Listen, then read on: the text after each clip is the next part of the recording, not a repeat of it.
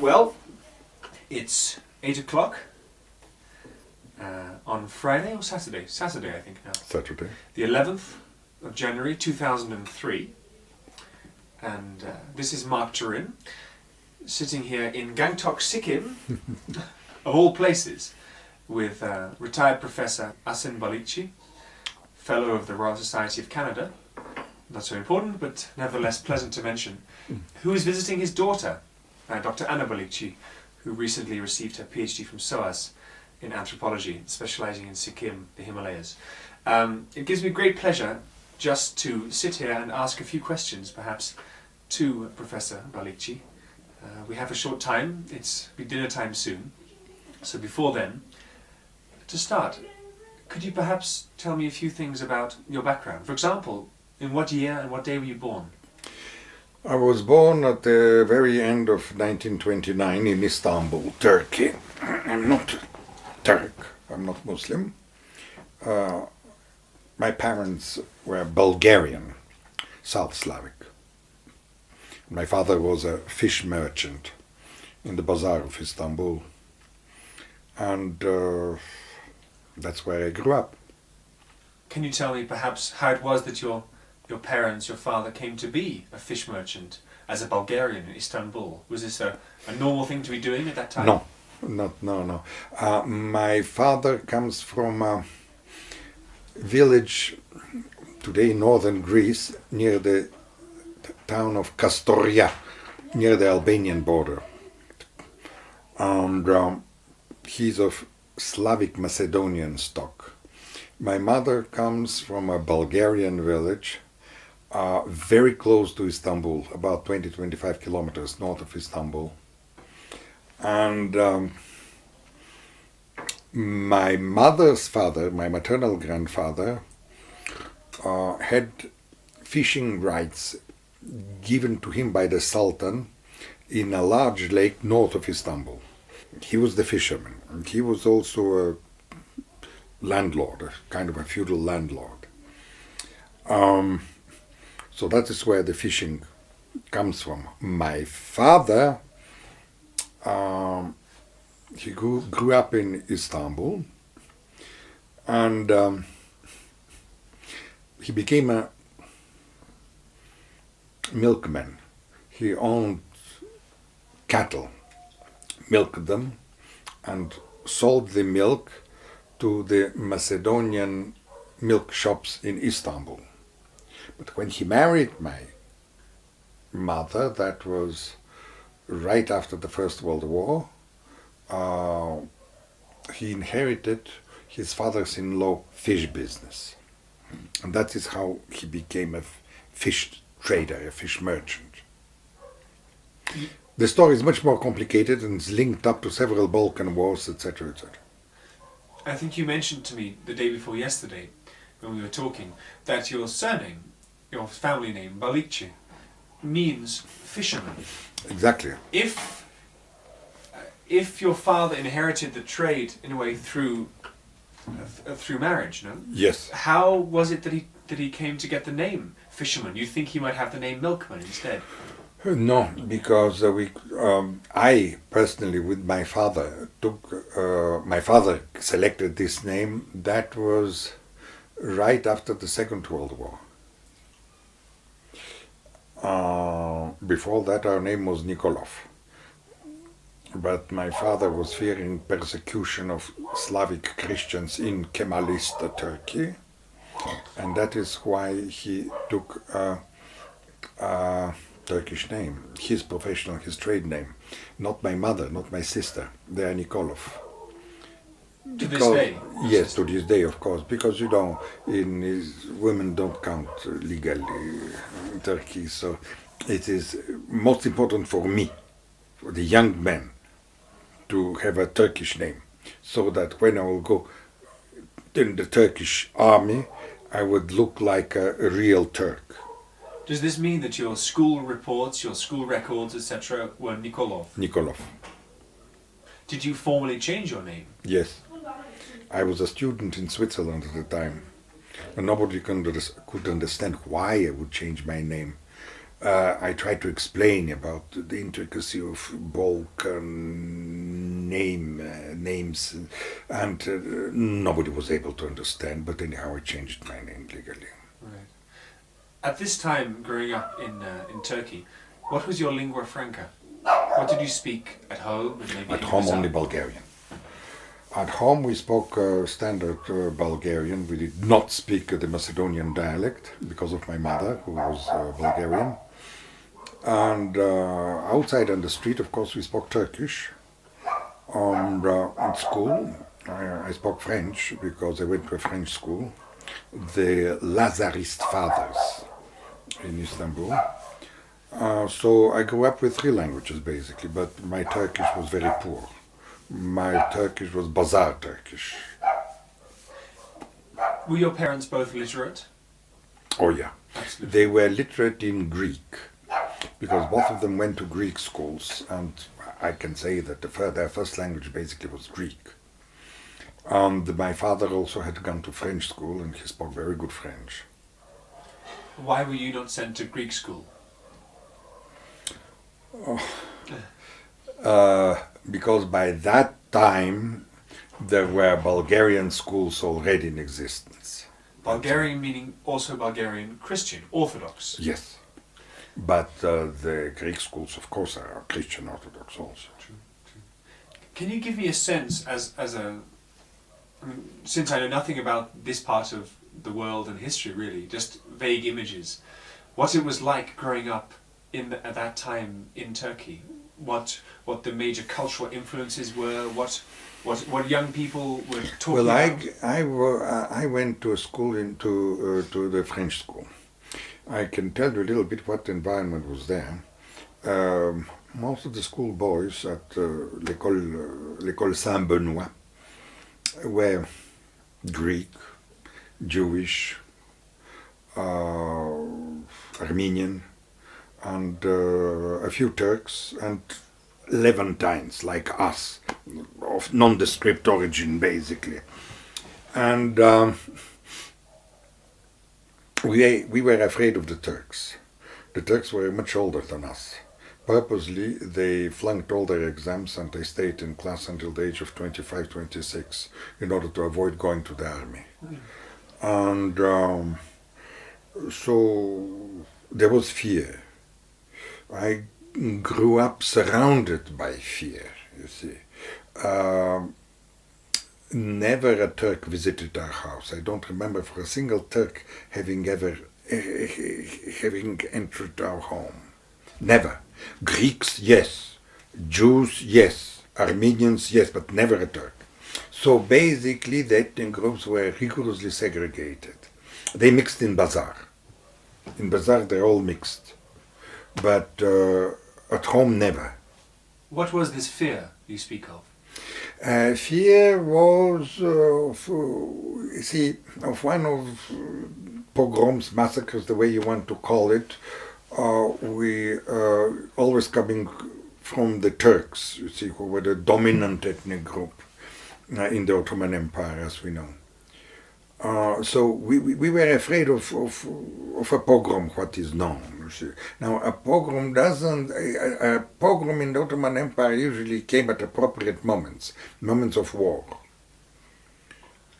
So that is why my father, we were living in Istanbul at the time before the war, when 38, 39, my father felt that a war was going to take place, and he said, let's go back to Bulgaria. Let's go to Bulgaria. We're Bulgarian, although we are not Bulgarian citizens, we're Turkish citizens, but let's go home.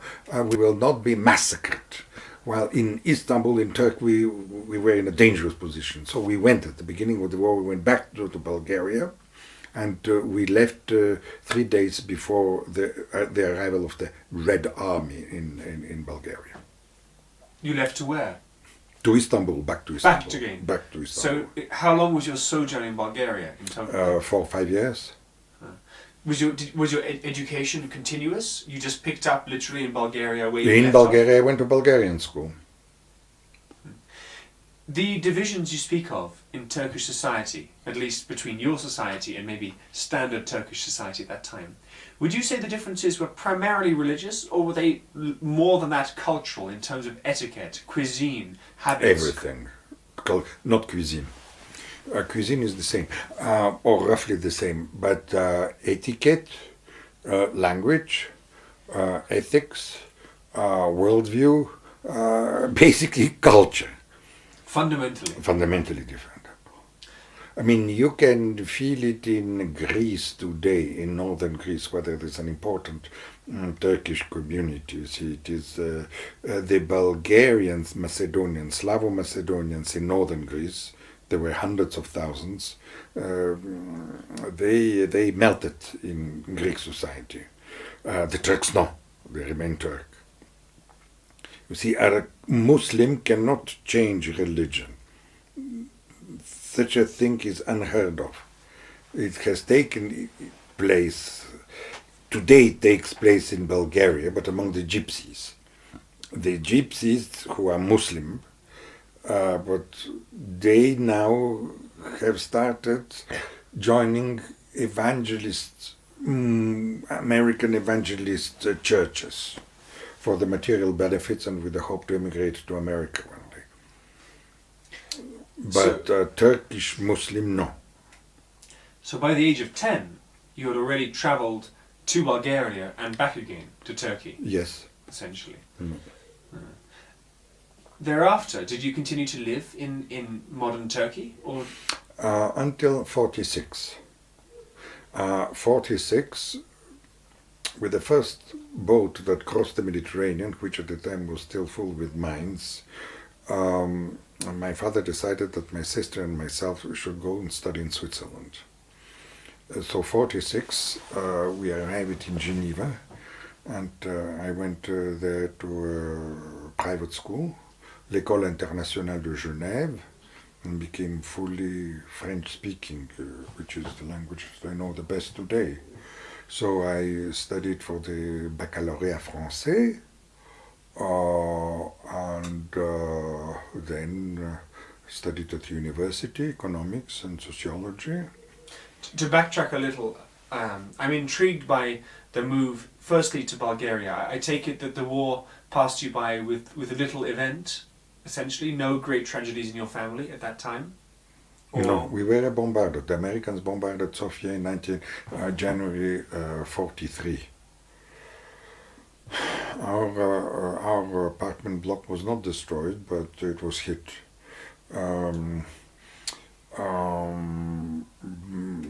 Bulgaria could do nothing about it. I mean, flying fortresses were flying, and as fortresses, and that was it.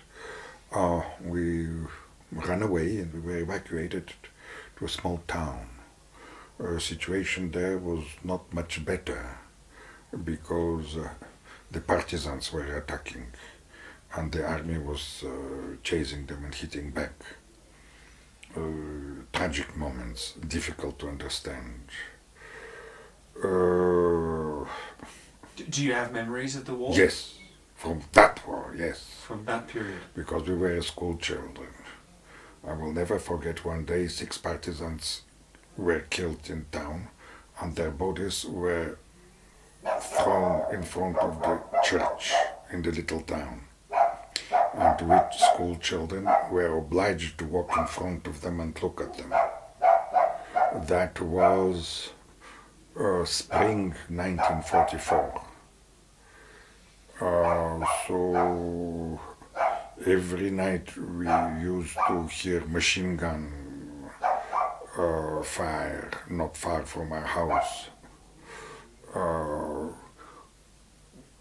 There were planes flying high over.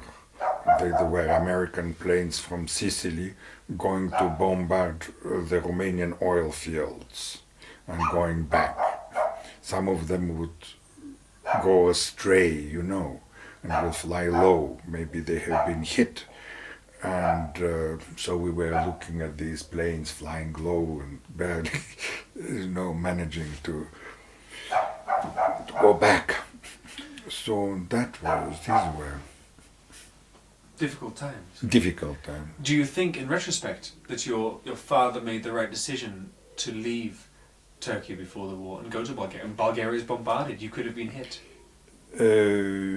Yes, that is true. But anyhow, but Bulgaria did not participate actively in the war, with the exception that it declared war on America in 1942. Bulgaria declared war on America. Yes, there is such a thing. Yeah.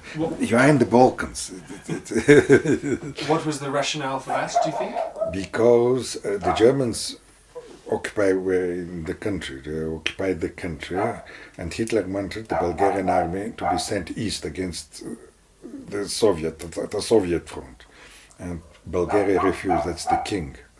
The king refused absolutely, but the king had to do something in order to show that he's pro-German, you know. So he declared war on America. I see. Thank you. But we'll fast forward now back. So you returned to Turkey after the war, a land devastated. No, Turkey, ways. no. Not at all? Turkey did not join the war. But culturally profoundly affected? Beg pardon? Culturally affected by the changes of the post-war years? Were they... No, we returned in 1944 from Bulgaria to Turkey. That was in the middle of the war. In 1944 we returned to Turkey, to Istanbul, and the situation was perfectly normal there. And Turkey had been neutral all during the war. Did not take sides. Was it already a modern country? Could you say that? No. You see, Istanbul at the time had about 750,000 inhabitants. About the same population as during the beginning of the Ottoman Empire, at the time of Evliya Çelebi, let's say 17th century if I'm not mistaken. I may make an error there. He counted about 700,000 inhabitants. Traditional country. We did not have contact with the Turks, and certainly not with Turkish villages and Turkish peasants. We were as Christian, we were not allowed to travel in Anatolia. So we had to stay in Istanbul. And we stayed on the European side of Istanbul among our people, so to say. And so I did not know much about Turkey. Even as a child, as a young man, I had never been inside Hagia Sophia, Saint Sophie Church. So I really didn't know anything about Turkey. Didn't know much.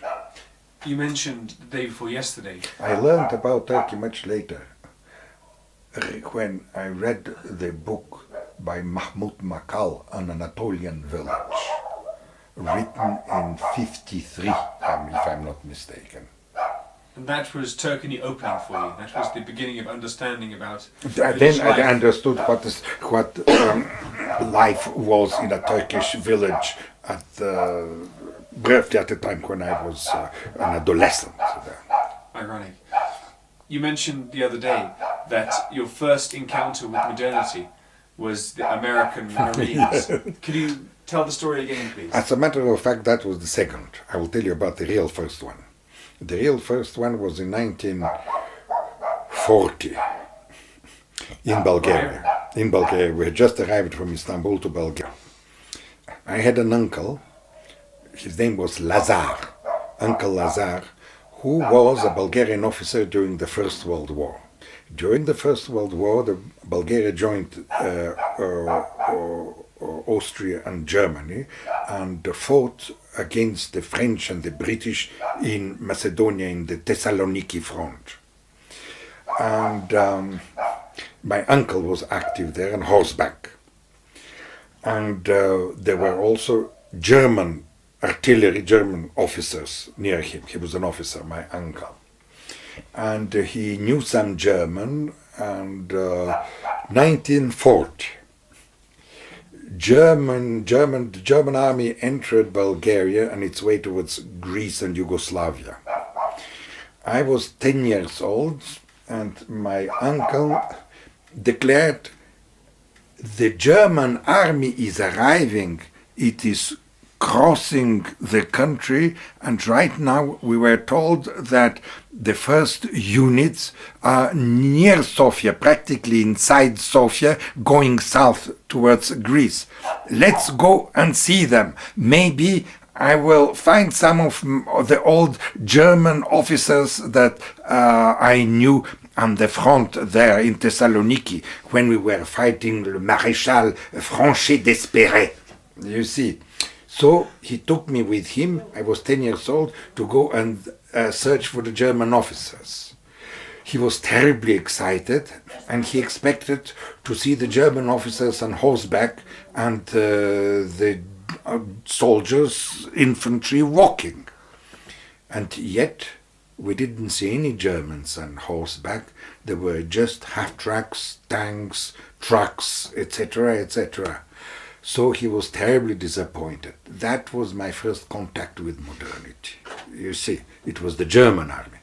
The second contact with modernity was in Istanbul, 1945. An American battleship, I think, I remember, had arrived, and the sailors were set free, to go out and spend the day in Istanbul. And they were walking along the streets. And they were impeccably dressed in white uniforms, And we, Turkish boys, we were not accustomed to such, to see such soldiers, because Turkish soldiers were very poorly dressed, very dirty.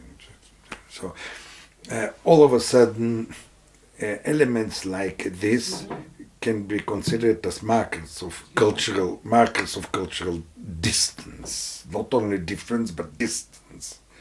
Extreme distance.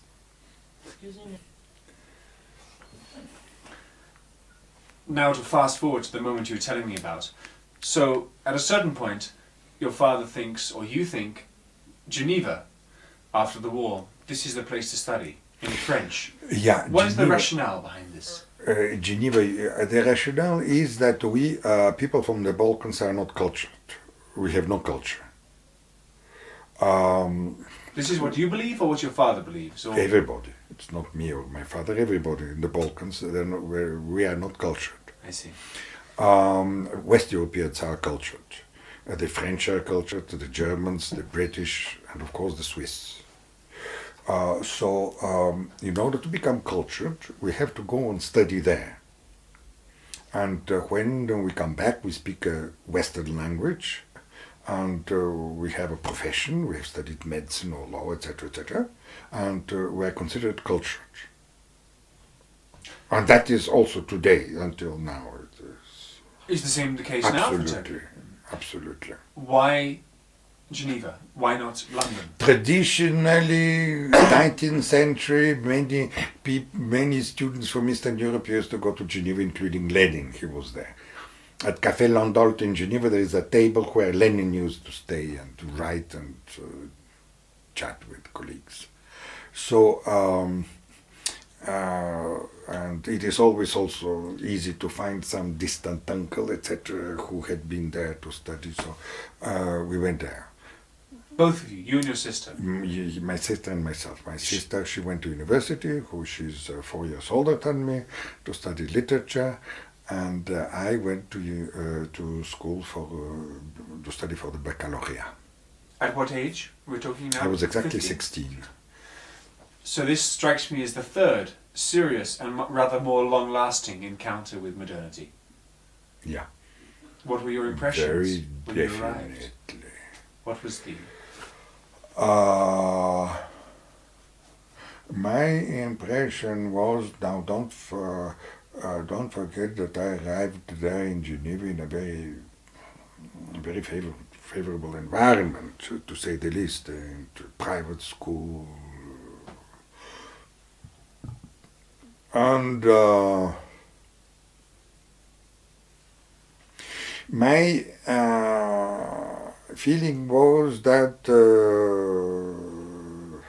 there was good reason for us to be considered, at least Balkan people, to be considered as uncultured. And that real culture was there. And real culture was everywhere. In table manners, in food, in the language, in the studies, in the buildings, in the style of interpersonal relations, in the books, in the films, everywhere. It was global and overwhelming culture, which every second of the day told you, it meant for you that you are not part of it and you are uncultured. Was there any sense then that you might learn it? Was it incorporative? No. Was it exclusive? No, you can learn, coming from the Balkans, you can learn bits and pieces of it, but you have no way to influence it, to act upon it, to change it, even in the slightest manner. You are totally impotent at the margins of this culture, which is sort of a monolithic, heavy, you see, and definitely set. Now, I did not have at all this feeling in North America. I had a feeling in North America, whether it is Canada or the States, that I could manipulate Canadian culture. I could act upon it, not only be influenced by it, which of course was true, but I could somehow influence the culture, not in Western Europe. I mean, Why? Is it the, look age of the at the civilization? Cathedral of Chartres. Can you change anything in it? You cannot. I mean, the Cathedral of Chartres is the way it is. You cannot improve it. While in America, there is always way to improve on things, buildings, houses.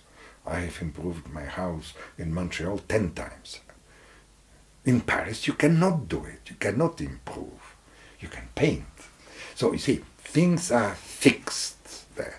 And they had clearly, that gave me a feeling of impotence. You see, stability. I will not say perfection, but the organizational stability, and also kind of the visible architectural stability of society, of culture, that that impressed me most. Were there other foreign students in the international school? There were only foreign students there, mostly foreign students. It was a good school. I mean, there were. This feeling of being then out of touch and somehow impotent in the cultural norms of the country, was that shared by others in the school? Or was it particularly a feature of I don't know, because it was difficult for me to speak about these things with the others. Most of the others felt at home there, because they were coming from very upper class European families or American families, but mostly European. Very upper class. Do you have lasting friendships from that time in school? Yeah, until recent I used to see a young, at the time, fellow in Geneva, but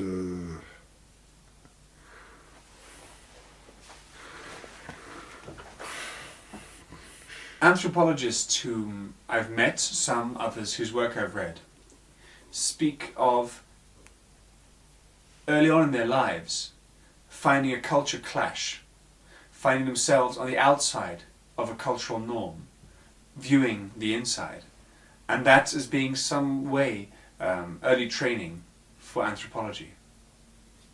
Would that be true of yourself also? finding myself Is it, as you say, outside. impotent, able to view, able to learn perhaps the language, the etiquette, but And never remaining being outside. Yes. It's a very difficult. See, I was an outsider. I was definitely an outsider.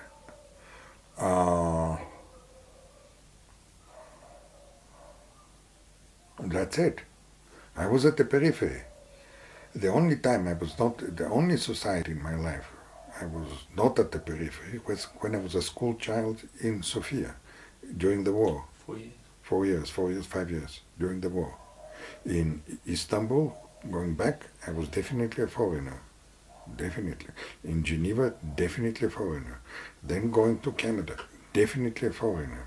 So all my life I am a professional foreigner. That's why probably I went into anthropology, you see. And no matter how much you learn about a culture, you don't belong to it. I mean, you simply don't belong. Knowledge doesn't mean that you belong. You have to be born into it in order to belong. So having finished your studies in the international school, you continued your studies at university in Geneva. Yes. And you mentioned economics and sociology. Yeah, that was a tragedy, because I thought that, of course, I should study something that would allow me to make a living later on, and I thought that economics would do it. It didn't. Then I thought it was sociology. It should be sociology. There was a very famous sociology teacher at the time who was a psychologist, Jean Piaget, so I took his courses. And you studied with Piaget? Yeah. And frightening figure. Frightening. In what sense? In the sense that very simple, honest man, you see, but he expressed total intellectual dominance, which meant again that there was nothing that you could do in relation to the intellectual dominance of Jean Piaget. You remain completely at the periphery, just the same feeling as in front of the Cathedral de Chartres, you see. You cannot touch it. It seems to be... So it is castrating influence. It seems to be... And I'm not alone to think that, because in later years I had discussions with some of his assistants and collaborators who had published books with him, and they said the same thing. Very honest, very simple. He was meaning all well-meaning, and yet produced a feeling of castration among his disciples. Because of brilliance or because of exclusion? Intellectual dominance, brilliance, and epistemological dominance, I would say. Studying economics and sociology, did your father or your family back in Turkey still at this time, I suppose? They were in Turkey. Were they satisfied with this choice, or were they hoping for a son who would be a doctor or a lawyer? No, they did not expect. They expected that I will go back, of course, and continue in the fish business. I did not go. They did not send me in Geneva in order to acquire a profession. They sent me in Geneva to become cultured. Yet they expected you to return to the family business? Of course, to the family business in Istanbul. Is that somewhat naive of them? Of course. It was naive. Well, you see, things changed with time, but that were the expectations. You see, 19th century Balkan boys who went to study in Geneva or Montpellier or other German cities, for instance, they came back to the Balkans. They did not stay there. Practically nobody stayed there. They could not adapt. They could not get jobs. And so I went there to become cultured. And I studied, so I started studying economics and sociology, but basically I was not interested. And in what were you interested? Well, I was interested vaguely in ethnography, but I participated with a friend of mine in Geneva. We organized an expedition in the grottos of the Moyen Atlas, Middle Atlas in Morocco. I was first or second year student, I don't remember. Undergraduate student, that means that I was 19 or 20.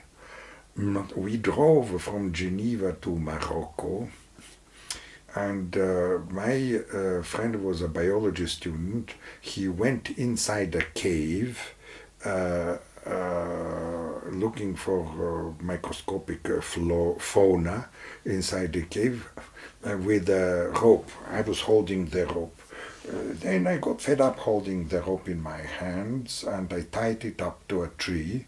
And there was right nearby there was a small Berber village.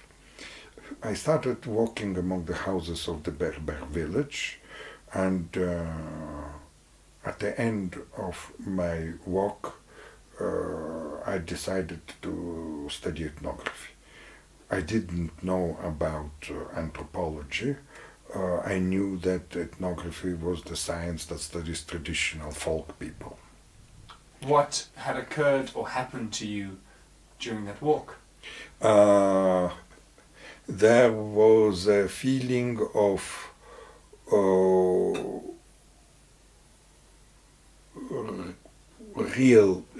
something very real culture, about some people who were not pretending to be.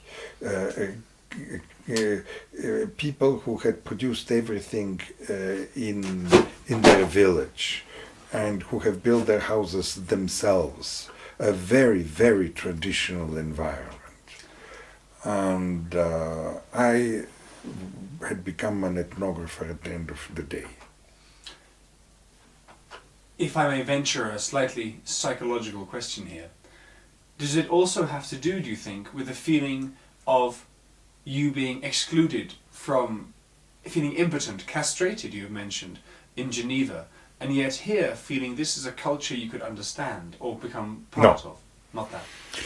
No, we were, I don't think that I was operating at the level of understanding, but at the level of feeling. What probably could have happened at that moment is that I must have had the same feeling as in Bulgaria as a child in the Rhodope Mountains, when walking in peasant villages, and the wooden plow pulled by cows, horses, and no electricity. All clothing was made at home. A very traditional society. I'm intrigued by the fact that you say ethnography? Ethnography. Not ethnology? Or a bit of both? Well, a bit of both. But not anthropology, at least? Anthropology is physical anthropology in Europe. At that time That's what it meant. Yes, physical anthropology. But ethnology or ethno-something? Ethno-something. Ethno-something was something you'd heard of? Yes, I must have heard.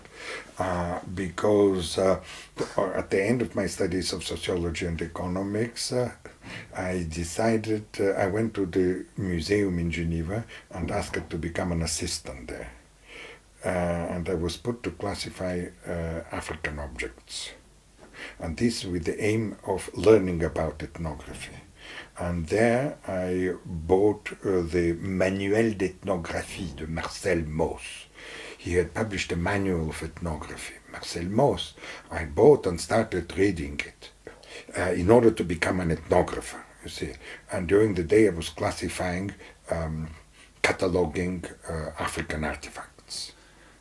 Your training in sociology was deemed to be sufficient? You received the job without much problem? It was not a job. It was an unpaid volunteer. I see. According to what system were you classifying them? Can you remember? No, I don't remember. Yes. We had to identify. There were mostly arms, spears, shields, etc. So I had a stack of old books, and I tried to find pictures, pictorial reproductions of the same items, and then try to locate their origin. Did the book by Marcel Mauss help in your training to become an ethnographer? I think that this book must have sort of must have inspired me, and also structured my vision of ethnography. It was Manuel d'ethnographie. There was no anthropology was not mentioned there. So, but during your studies, you didn't have the occasion then to take ethnographic classes in Geneva. You were focused on... No, Professor Sauter was teaching archaeology, classic archaeology, Paleolithic and essentially Paleolithic West European archaeology, and he was teaching human biology, physical anthropology, but there was no ethnography being taught. So I started reading about ethnography myself privately. What happened then?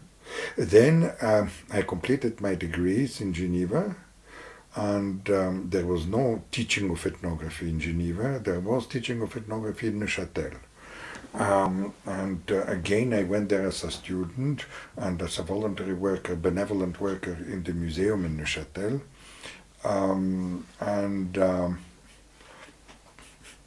Spent a year, and at the end of the year I did not learn much, and I had to go away, to go somewhere. I couldn't stay in Switzerland indefinitely because there was no future for me.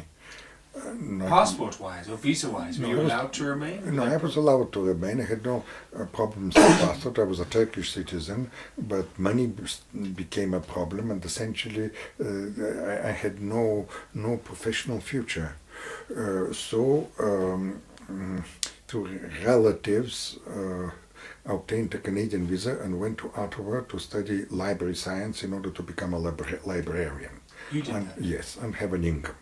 So that is, I was 23 years old when from Neuchâtel I went to Ottawa.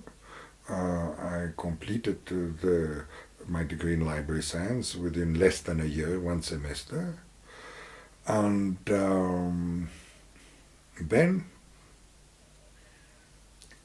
I went to Toronto, joined the Bulgarian Macedonian community in Toronto, rented a room in a Bulgarian family, started looking for a job, found myself a job as a worker in a meatpacking factory, and that is how I started life, real life in Canada.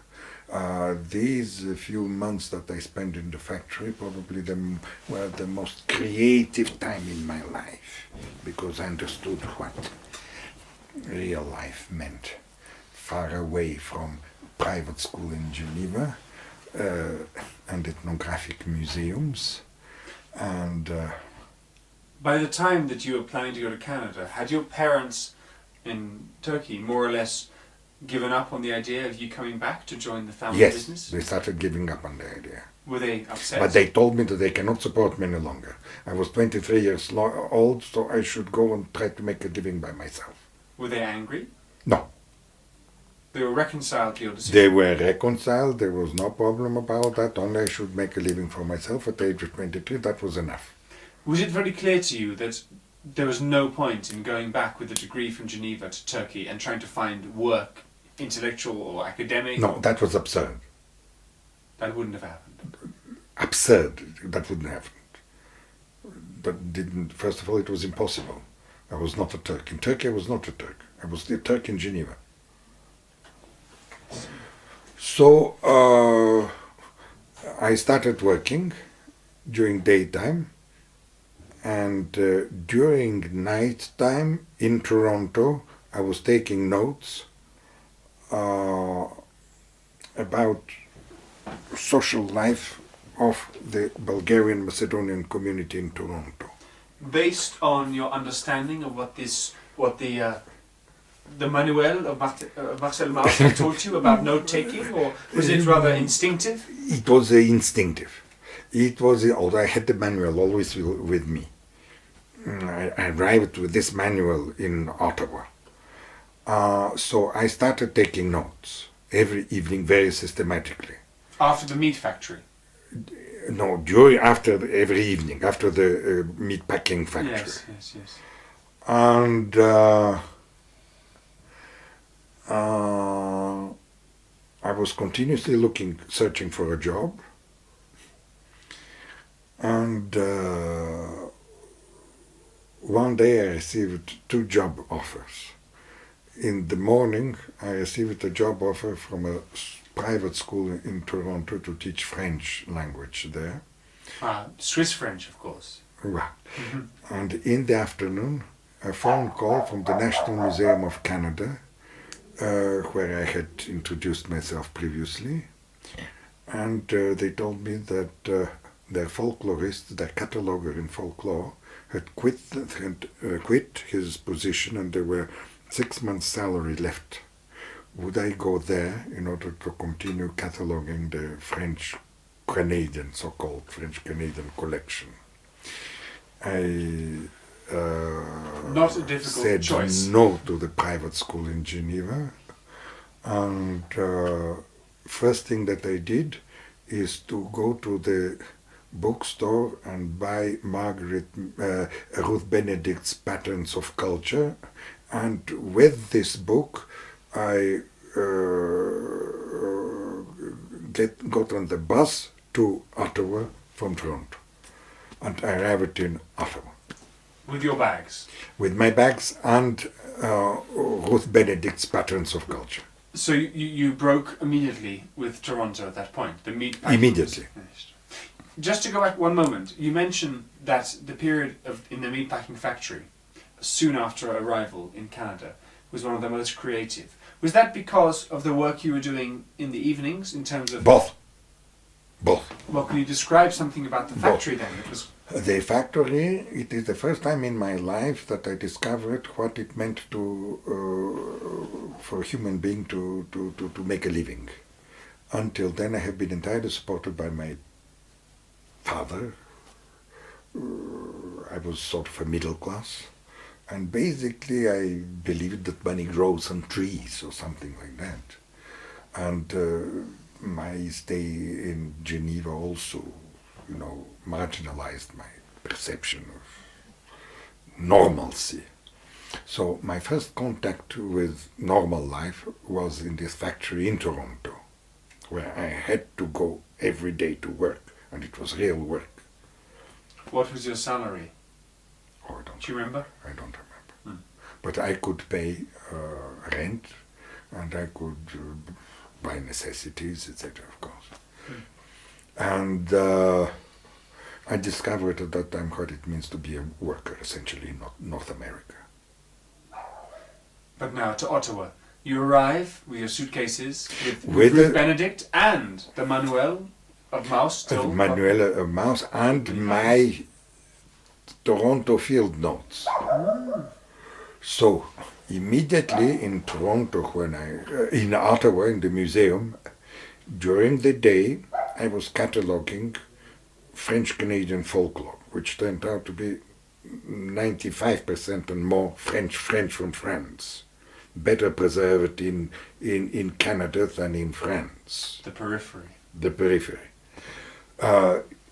Extraordinary collection, assembled mostly by Monseigneur Savard and by Marius Barbeau, a very great scholar. So during the daytime I was cataloging. During evenings I was writing my field notes from Toronto, which became the first memoir that I had written. Did colleagues there in Ottawa know of this second passion and support it? Did you share ideas with them, show them your writings? That happened after I finished the monograph. Before publication? Before. After I finished the monograph, nighttime, and gave it to my museum director, and also sent it to the Department of Citizenship and Immigration, because there was no literature on this Bulgarian community. And until now, I think my monograph was the only one. There was practically no literature in the Bulgarian Macedonian community. They're 70,000 strong. And that, of course, changed my situation. In what sense? It was published? It was... No, it changed my situation in the sense that I had done something. For me, it was important. You were a scholar in your own right. Yes. And also, my director knew that I could produce something serious. I was reliable. Was the daytime work cataloguing this French folklore interesting? It was not interesting for me because I was not trained in folklore. It's a special field, and you need techniques, etc., etc. And also I was not that interested in the folklore of non-primitive peoples, if I may express myself like that, I'm sorry. And on the other side, I was fascinated by the literary qualities of the folk texts. Fascinated by the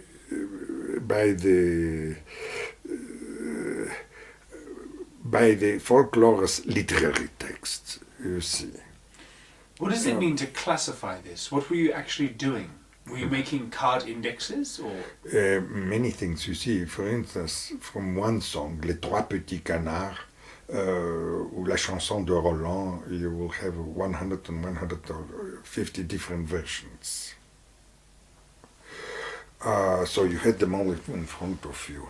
Some were that short, some were that long. Some had one incipit and another incipit, that is the first verse. Some other had one kind of refrain, refrain, some others had another kind of refrain. You see, you had La Chanson de Roland, an eminently French song, with a refrain about Iroquois. You see, so it got Canadianized, this song, French song, in Canada. But your job was to note down the differences? One of my jobs was to try to establish critical texts. For instance, compare the 100 texts and then try to eliminate the refrain, for instance, of Iroquois, and to establish a standard text which was supposed hypothetically to be the original, the first. Also, there is no such thing. The Ur-text, to establish the Ur-text. To establish a very interesting exercise. But also to classify them, I mean, material came by batches, and so that I had to sift them and to say that is this version belongs to that type, and classify them according to different indexes, Arne Thompson index and Dawson index, etc. Were these all collections held in the museum archives, or were they In the freshly museum. coming in No, every no, day in packets? Freshly in the museum archives, but we used to receive also other texts, fresh texts. At this time, when you were doing this, and also in the evening pursuing your own research interest, writing up your notes, was there anybody in the museum who you could call a real mentor, an intellectual advisor? No. Yes and no. You see, Barbeau was retired already. He was elderly. He was a very eminent man.